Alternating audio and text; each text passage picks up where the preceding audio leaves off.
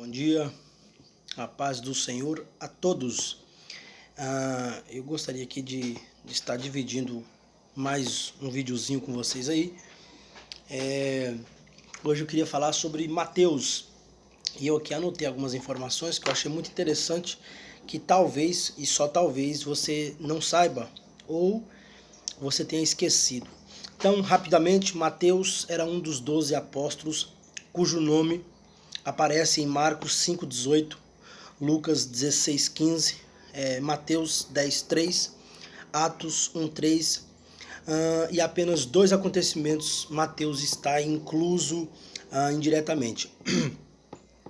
Primeiro, sua chamada da função de coletor de impostos nas proximidades de Cafarnaum, a única chamada individual, e olha só que interessante, há um discípulo relatado nos evangelhos sinóticos, e como publicano deveria ser uma pessoa culta, uma pessoa sábia. E só lembrando aqui, você que está me ouvindo aqui, só lembrando os irmãos, a título de informação, que sinótico significa visão em conjunto, igual e tal. E essa questão de publicano, que às vezes a gente usa muitas técnicas, né? O povo cristão em si está acostumado com bastante palavras que a gente às vezes não pesquisa o significado delas, mas já fazem parte do nosso dialeto, já fazem parte do nosso cotidiano.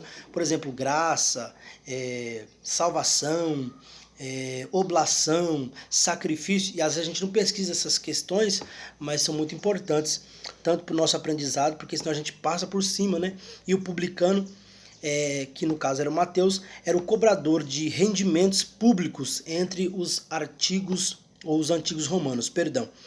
E o segundo episódio em que Mateus é incluso, irmãos, é que aparece Mateus foi na festa oferecida por um homem chamado Levi, onde os publicanos e pecadores eram convidados para participar ali daquela questão.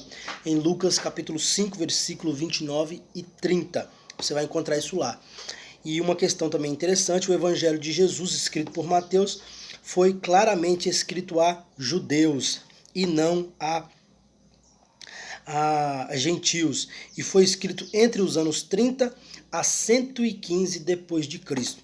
Lembrando que tem sempre aquele teólogo, né, mais capacitado do que eu, mais sábio do que eu, que vai afirmar que Mateus foi escrito em hebraico, porque justamente era a linguagem daquele período lá, daquele povo. Né? Mas aí eu fui buscar aqui alguns fatos históricos, alguns registros, irmãos, e de fato não dá para bater o martelo. Eu, particularmente, ainda não consegui encontrar nenhuma forma, assim, nenhuma conclusão nítida de que foi escrito em hebraico. Vou me aprofundar mais nessa questão, tá bom? Mas os irmãos me perdoem, eu sei que Mateus foi escrito apenas para judeus.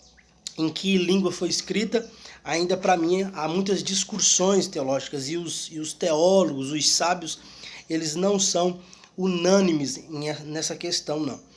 Podemos dividir em 6 partes: a história do nascimento, a aparição de João Batista, né? O ministério na Galileia, que tem a pregação, ou a preparação, a pregação, que é o Sermão do Monte, e os milagres que são ali ensinados. Quarto lugar, atividade em Jerusalém e na Judéia. Quinto, paixão, e por último, ressurreição. Então, de maneira bem simples assim, só para nós termos uma noção.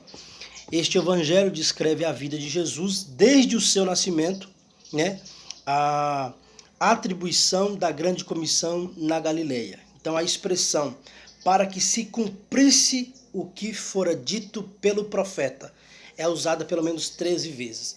Então, eu sei que eu falei um pouquinho rápido, mas essas informações talvez possam te ajudar, porque às vezes a gente escolhe um texto, irmãos, ou para pregar, ou para meditar, ou para ensinar, ou para escrever um louvor, e às vezes a gente ignora quem foi o escritor e qual é o conteúdo biográfico, qual é a questão histórica por detrás daquele texto. Então aqui eu trouxe apenas algumas informações simples, rasa, mas para você ter uma noção do que era, ou de quem era, né, esse homem chamado Mateus. Espero que você tenha gostado. Deus abençoe a sua vida, Deus abençoe a sua casa, Deus abençoe toda a sua história nessa caminhada aí, tá bom? Fique com Deus, até o próximo vídeo, se Deus quiser.